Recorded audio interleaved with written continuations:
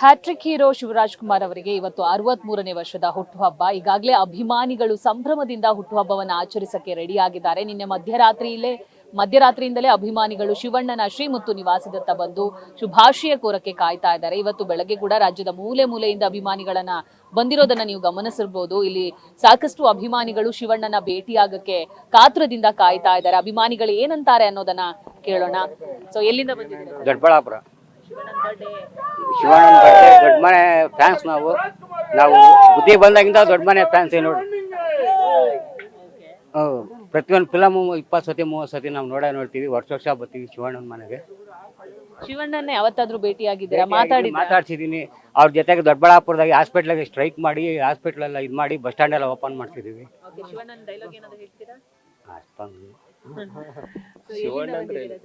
ಹಗರಿಬೊಮ್ಮಳಿಂದ ಬಂದಿವ್ರಿ, ಹೊಸಪೇಟೆ ಹಗರಿಬೊಮ್ಮಳಿಂದ ಬಂದಿವ್ರಿ.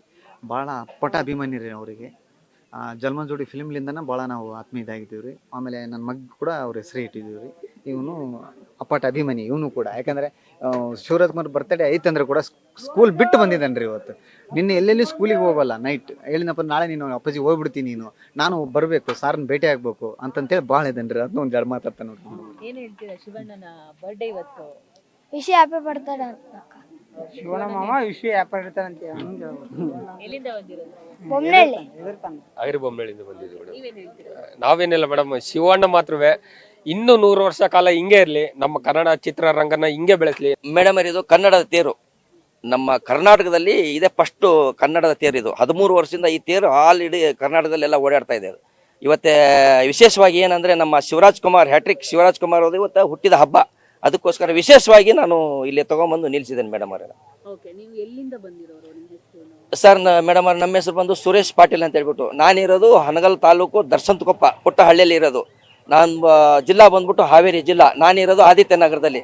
ನಾನು ಬಂದು 45 ವರ್ಷ ಆಯ್ತು ಮೇಡಮ್ ಅವರೇ. 45 ವರ್ಷದಲ್ಲಿ ಬೆಂಗಳೂರಲ್ಲಿ ಇದ್ದೇನೆ ಮೇಡಮ್ ಅವ್ರ. ಇದು 13 ವರ್ಷದಿಂದ ಮಾಡ್ತಾ ಇರೋದು ಮೇಡಮ್ ಅವ್ರ. ಸಿಕ್ತಾಗಿ ಮಾಡ್ತಾ ಇದ್ದೆ. ಈ ನಡುವೆ ನೋಡಿ ಸ್ವಲ್ಪ ಇಂಪ್ರೂವ್ಮೆಂಟ್ ಮಾಡಿದ್ದೀನಿ.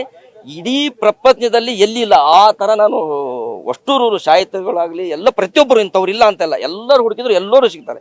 ವಿಶೇಷವಾಗಿ ನಮ್ಮ ಕನ್ನಡದ ಕಣ್ಮಣಿ ಡಾಕ್ಟರ್ ರಾಜ್ಕುಮಾರ್ ಅವರು ಮೇನ್ ಇದಕ್ಕೆ ಕಾರಣವಾಗಿ ಮೇಡಮ್ ಅವರ 45 ವರ್ಷದಿಂದ ನನ್ನ ಲೈಫಲ್ಲಿ ನಾನು ನಮ್ಮ ಪುನೀತ್ ಅವ್ರನ್ನ ಕಳ್ಕೊಂಡ್ಬಿಟ್ಟೆ. ಬಟ್ ನನಗೆ ಯಾರು ಹೆಲ್ಪ್ ಮಾಡಲಿಲ್ಲ, ಅವ್ರು ನನಗೆ ಯಾರು ಮೀಟು ಮಾಡ್ಸೋಕ್ಕೂ ಕೊಡಲಿಲ್ಲ.